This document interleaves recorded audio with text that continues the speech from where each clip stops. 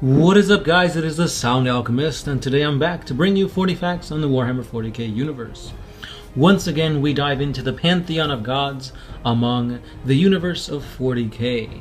You've got the Catan, Gork and Mork, the maybe god, our Emperor, and there are the Eldar gods. Today, I'm going to be continuing the Eldar god lore. Yesterday we talked about Vol, the god of smiths, and today I'm going to talk about everybody's favorite god of war, sorry Kratos, Kaela Mensha Khaine. So let me know what other gods you want me to cover. Obviously I've been focusing on the Eldar gods, but perhaps you want some more lore on the Void Dragon.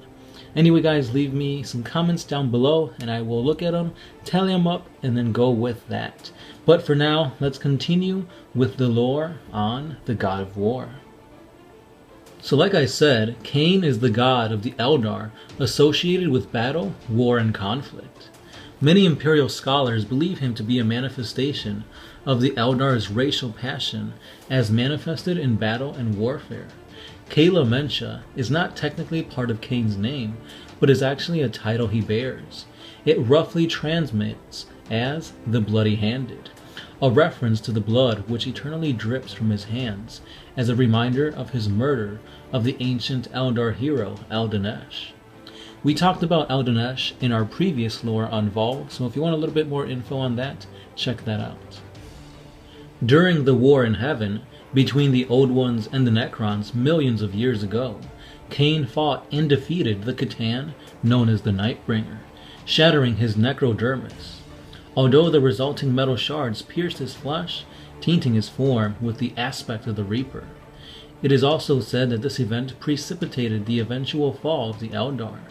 The Nightbringer planted the fear of death within all mortal creatures except the orcs, which enhanced the Eldar's deep desire for self-preservation as a species. In the depths of the warp, the beams of pure psychic energy created within the Immaterium during the turmoil of the War in Heaven would feast on these feelings and grow to sentience, setting into motion a chain of events that would close the path of rebirth for the Eldar souls forevermore. Now Khaine is one of the 3 surviving gods of the Eldar.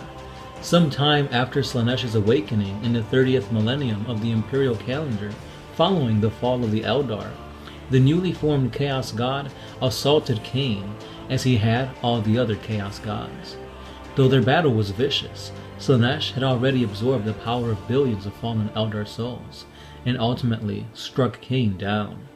But before the Prince of Chaos could absorb the Eldar God, Khorne, the Chaos God of War and Murder, battled Slanesh for the power of Khaine, claiming the Eldar deity as his property by right, since they both represent the same metaphysical forces. During this struggle between the Chaos Gods, Khaine was driven into the material world, where his psychic core shattered into 1,000 pieces. Each piece came to rest at the heart of the Eldar craft worlds, where it hibernated within the craft world's infinity circuit. But he could be animated again to possess a metallic construct body and go to war when needed by the craft world. By sacrificing an exarch to Khaine on the eve of battle, the newborn avatar of Khaine becomes a fiery, animated manifestation of the god, including the blood dripping from his hands. And the avatar will lead the Eldar army of that craft world into battle. Khaine's precise nature in the Eldar cosmology is not defined, although due to his interaction with the Chaos Gods, he appears to be an entity of the warp, although as a servant of order rather than chaos. Recent information acquired by the Imperium implies that Khaine and the rest of the Eldar gods may have been members of the first sentient species in the galaxy, known as the Ancients, or otherwise known as the Old Ones. The Eldar aren't the only ones that praise Khaine. The dark Eldar incubi still practice and follow the teachings of Khaine. In the heart of their obsidian shrines, failed initiates are burned as offerings to the iron statue of the Bloody-Handed God. And now let's learn a little bit more about the avatar of Khaine. So the avatar only awakens in times of need, and dwells for most of its existence as little more than a hollow shell devoid of life or purpose in the heart of an Eldar craft world.